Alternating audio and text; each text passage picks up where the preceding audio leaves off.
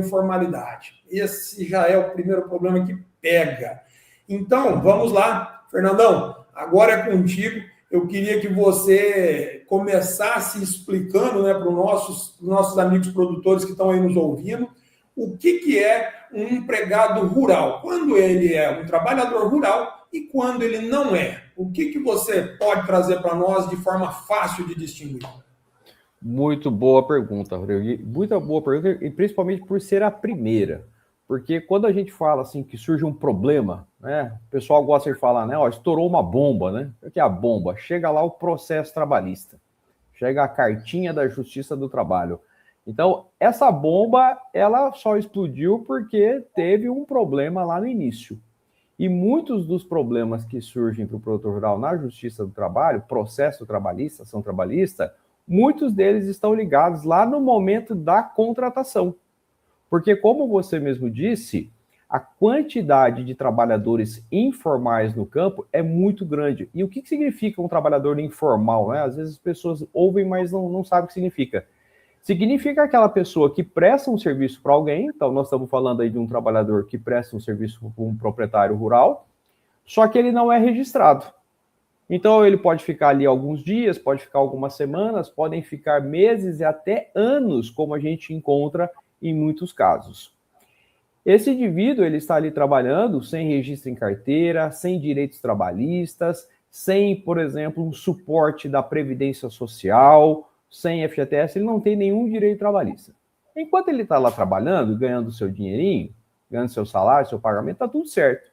O problema é que um dia toda a relação de trabalho acaba.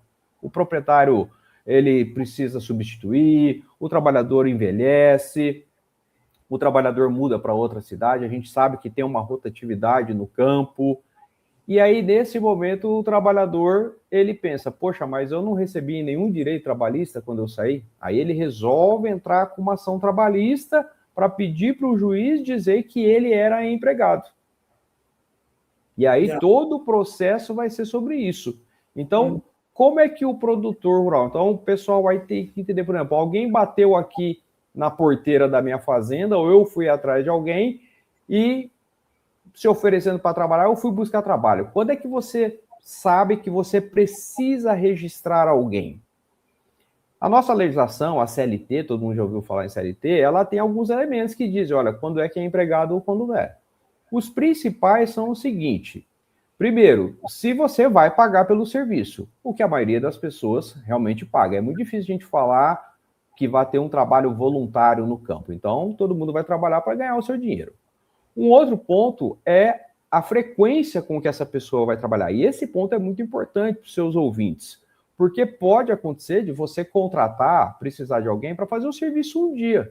Você vai lá, por exemplo, campinar uma área, você vai lá, por exemplo, arrumar um morão de cerca que caiu, uma cerca que quebrou, você vai lá corrigir, consertar um telhado da mangueira, você vai lá fazer qualquer...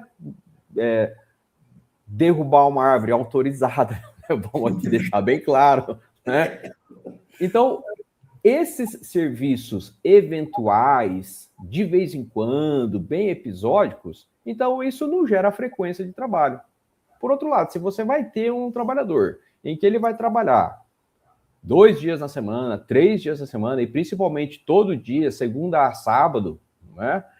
Então, você vai ter uma frequência muito grande. Isso para a gente chama habitualidade. Então, você já está lá pagando para ele. Ele está já trabalhando com frequência, com habitualidade. E aí vem o elemento principal.